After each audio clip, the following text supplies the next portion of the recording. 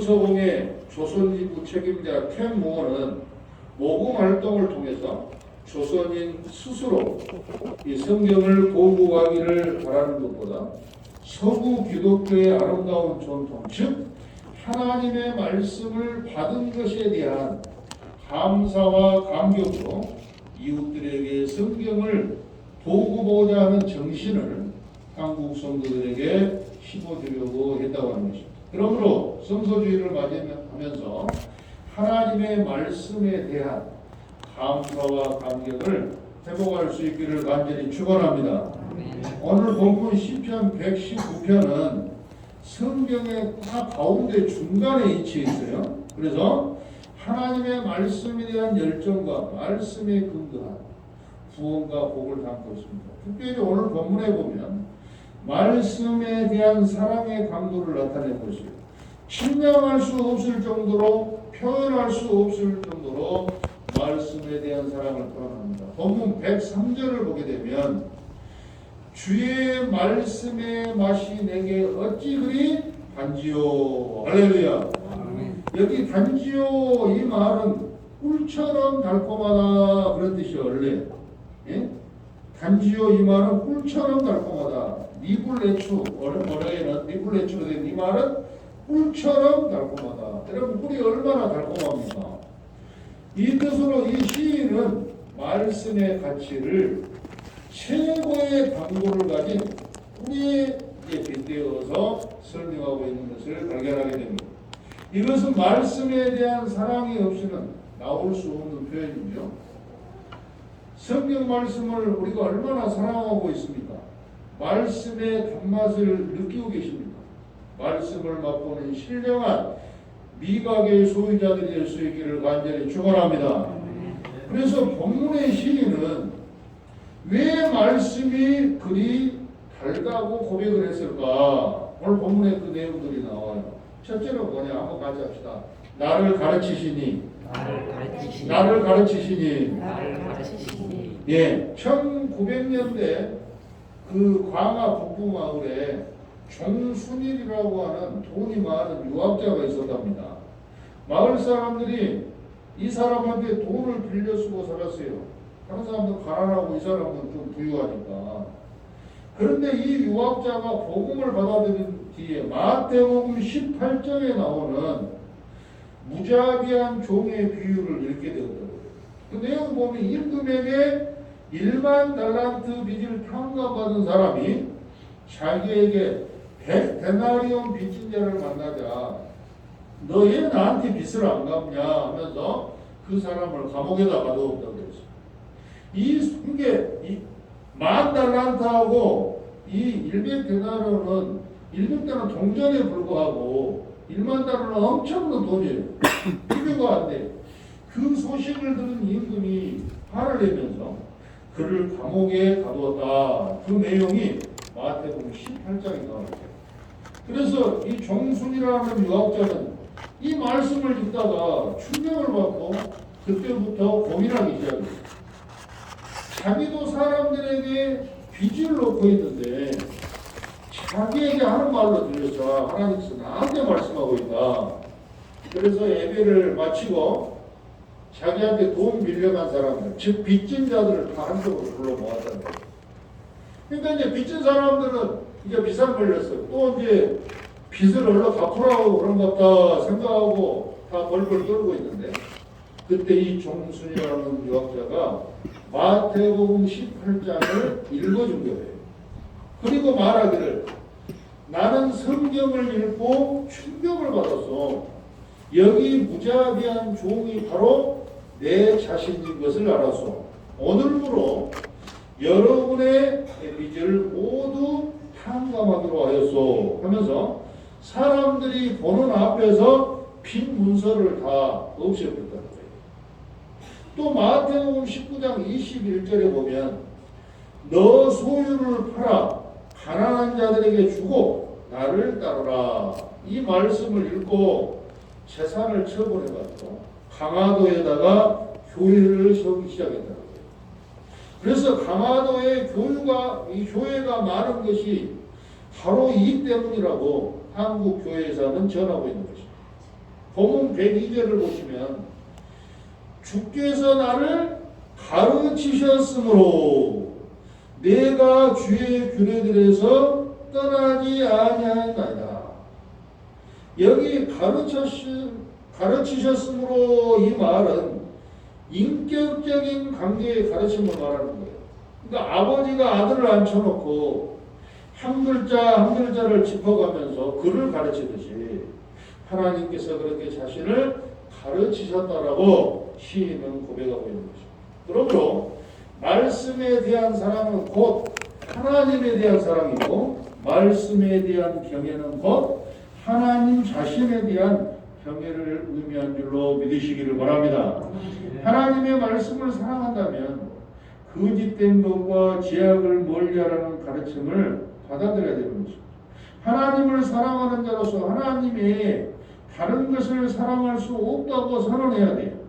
그리고 하나님의 말씀의 가르침을 통해서 유혹과 탐심을 거절하고 하나님의 뜻대로 살아가는 말씀의 사람들이 될 수 있기를 간절히 바랍니다. 둘째는 나를 비추이시니, 그래서 한번 같이 하죠. 나를 비추이시니, 나를 비추이시니. 그 진주만 공격 총대장의 핵심이라고 하는 책의 주인공 후지다 마소의 이야기는 유명해요. 이 후지다는 2차 세계대전 당시에 일본의 전투 폭격기를 모르고 진주만을 공격했던 해군 비행 총대장이었어요. 그는 일본인처럼 미국인들도 포로들을 고문하는 죄를 자행하고 있다는 것을 조사해서 풍모하려고 생각을 했다는 것입니다. 그래서 미군에 의해서 중상을 입고 우타 병원에 입원한 친구를 찾아가서 자세히 물었다는 거예요. 그런데 친구는 미국 선교사의 딸인 간호사가 일본 부상병들을 정성스럽게 아주 극진히 간호해주고 있다고 말을 합니다. 그 간호사의 부모는 필리핀에서 일본 군인들에게 사살이 되었다고 했어요. 후지다는 미군을 증오하고 그들의 재상을 파헤치려다가 도인의 깊은 감동을 받고 돌아왔는데 선교사님이 전도지를 줬다는 거예요. 전도지는 미국 폭병기 조종사가 일본군을 증오하였으나 수용소 경비가 전해준 성경을 읽은 뒤에 일본 사람들에 대한 증오심이 사랑으로 바뀌었다. 그런 내용이었다는 거예요. 후지다는 일본어 성경을 구해서 읽기 시작했고 변화되었습니다. 그 후에 목사님이 돼가지고 예수 그리스도의 사랑을 외쳤습니다. 하나님의 말씀은 빛을 비추이며 새 사람이 되게 합니다. 그래서 과거의 죄를 회개하고 어둠에서 빛으로 나아가게 한 줄로 믿으시기를 바랍니다. 본문 105절에 보게 되니까 주의 말씀은 내 발의 무엇이요? 등이요. 내 길의 무엇이다? 빛이시니라. 여기 빛은 길 전체를 비추는 큰 빛을 의미합니다. 그래서 하나님의 말씀의 빛이 삶을 인도하는 기준이고 길잡이가 된다, 그런 뜻입니다. 그래서 말씀은 하나님 앞에서 온전하게 행하도록 이끌어줍니다. 말씀이 없는 세상은 어둠 자체라고 하는 것을 깨달아야 되는 것입니다. 말씀은 내가 가는 길을 비추는 빛이고 성경은 객관적인 책이 아니라 나와 하나님의 관계를 맺는 나의 책인 것입니다. 그래서 성경이 나의 책이 될 때 하나님의 말씀이 살아 움직이기 시작하는 것입니다. 동시에 하나님의 인도를 받는 기쁨을 체험하게 되는 것입니다. 그러니까 말씀이 그 맛이 달다. 어찌 이렇게 단지요? 이렇게 고백하지 않을 수가 없다는 것입니다. 나의 길을 비추는 말씀을 통해서 말씀의 단맛, 꿀보다 더 달도다. 이 고백이 저와 여러분들에게 있기를 간절히 축원합니다. 셋째로 왜 하나님의 말씀이 꿀보다 달도다 그렇게 고백했냐? 오늘 본문에 보니까 세 번째로 한번 같이 나를 살게 하시니 살게 하시니 나를 살게 하시니. 나를 살게 하시니 예, 몰트만은 20세기 영향력 있는 신학자. 1926년 독일 함부르크에서 태어나서 16살 때 아인슈타인을 숭배하게 됩니다. 대학 입시를 준비하던 중에 전쟁이 일어나서 이제 징집이 돼가지고 나치 군대를 가게 됩니다. 전선에 투입된 그는 포로가 돼서 3년 동안 수용소를 전전하게 됩니다. 몰트만은 나치에 복무했던 경험으로 괴로워했습니다.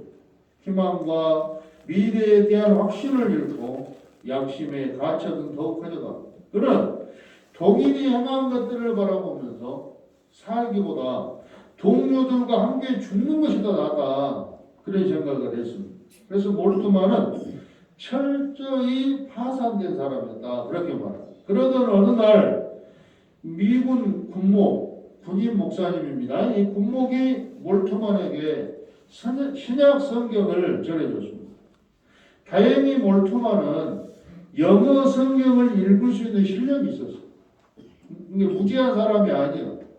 영어를 읽을 수 있는, 그리고 해독할 수 있는 실력이 있었어요.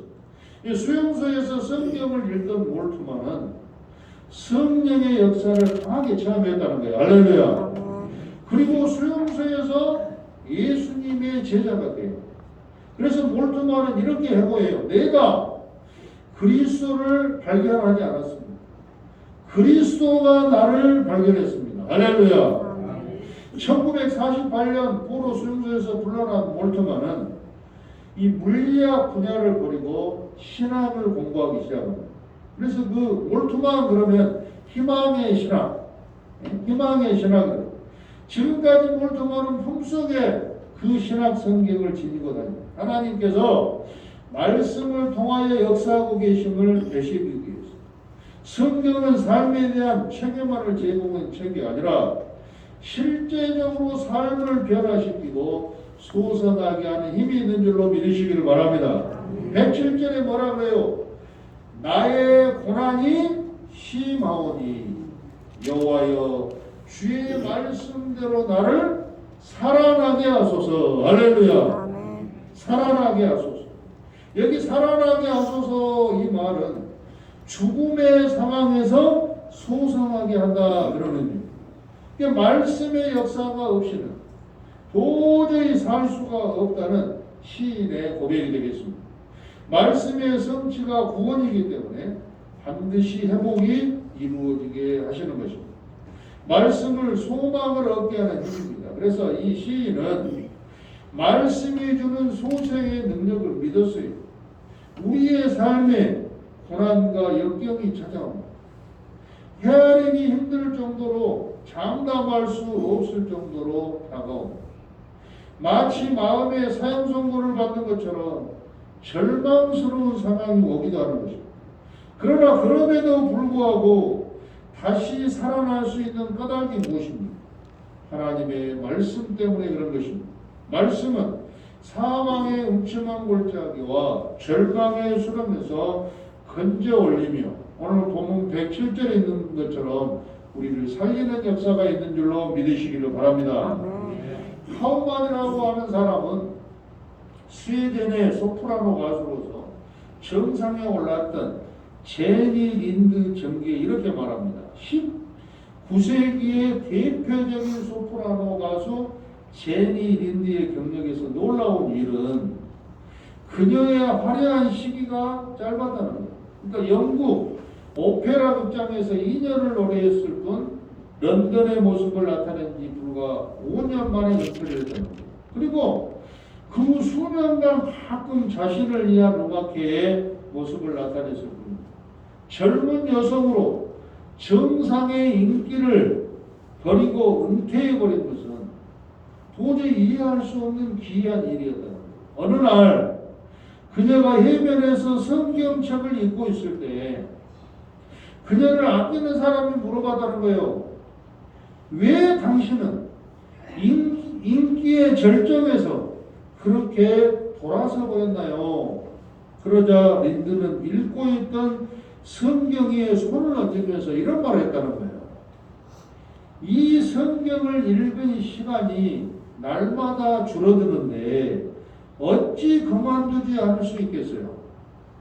그러니까 너무 바쁘다 보면 성경을 읽을 수가 없으니까 성경 읽은 시간을 확보하기 위해서 최고 인기 절정에 올라가 있는 그 상황 속에서도 이 말씀을 상고하고 묵상하는 시간에 할애하기 위해서 과감하게 그것을 이제 버렸다는 거예요. 그러니까 세상 사람들은 부와 명예, 인기 같은 것들을 높이 평가하며 이러한 것들을 위해서 자신의 생을 투자, 목숨을 걸어버려요. 그러나 린드는 이러한 것보다 영혼을 만족하게 하는 하나님의 말씀인 성경이 있는 것을 더욱 귀히 여기고 즐거워했다고 하는 것입니다. 저와 여러분은 하나님의 말씀을 과연 사랑하는가? 하나님의 말씀을 되뇌이면서도 내 고집대로 하지는 않는가? 실로 어리석기 그지없는 일이죠. 마치 폭우가 쏟아지는 날에 튼튼한 집이 있음에도 불구하고 찢어진 우산을 부여잡고 있는 것과 마찬가지입니다. 우산을 내던지고 집으로 들어가기 전에는 결코 비에 젖는 것을 피할 수가 없을 것입니다. 진정 하나님의 은혜와 복을 받기 원한다면 오직 하나님의 말씀을 사랑하고 그 말씀대로 이제 따라 살아야 된다는 것입니다. 부디 하나님의 말씀이 꿀처럼 결게 느껴지는 믿음의 사람들이 될 수 있기를 바랍니다. 하나님의 말씀은 어리석은